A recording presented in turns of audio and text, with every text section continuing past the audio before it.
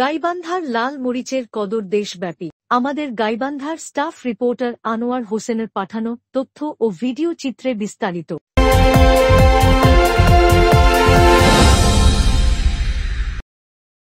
গাইবান্ধার লাল মরিচ বা শুকনো মরিচের কদর রয়েছে দেশব্যাপী।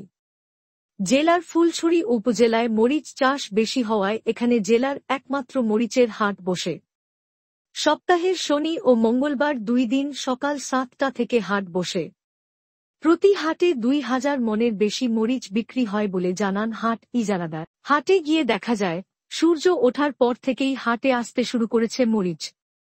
নৌকা এবং ঘোড়ার গাড়িতে করে ফুলছড়ি উপজেলার টেংরাকান্দি, মোল্লারচর, খোলাবাড়ি, ফজলুপুর, এরেন্ডবাড়ি, উড়িয়া, ফুলছড়ি, সাঘাটা ও সুন্দরগঞ্জ উপজেলার চরাঞ্চল এবং জামালপুর জেলার দেওয়ানগঞ্জের বকশীগঞ্জের কয়েকটি চর থেকে কৃষক ও পাইকাররা মরিচ বিক্রি করতে এসেছেন। লাল টুকটুকে মরিচের সাজানো বস্তায় কানায় কানায় ভরে উঠেছে হাট। ঢাকা শহর থেকে আসা কোম্পানির এক ডিলার জানান, ভোরবেলা ট্রাক নিয়ে এ হাটে মরিচ কিনতে এসেছি। ফুলছড়ির মরিচ ভালো মানের। এখানকার কৃষকদের সরকারিভাবে সহায়তা করা হলে আরও ভালো মানের মরিচ উৎপাদন করা সম্ভব। গাইবান্ধা কৃষি সম্প্রসারণ অধিদপ্তরের উপপরিচালক মোহাম্মদ খোরশেদ আলম জানান, গাইবান্ধার 7টি উপজেলায় যে পরিমাণ মরিচের চাষ হয় তার অর্ধেকই উৎপন্ন হয় ফুলছড়ি উপজেলায়।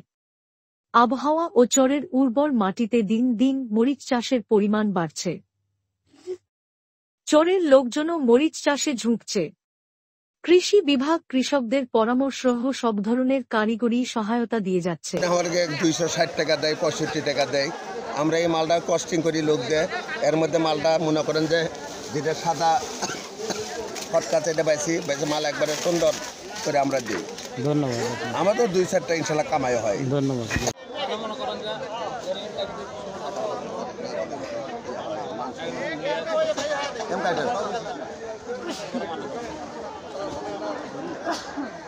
হাজি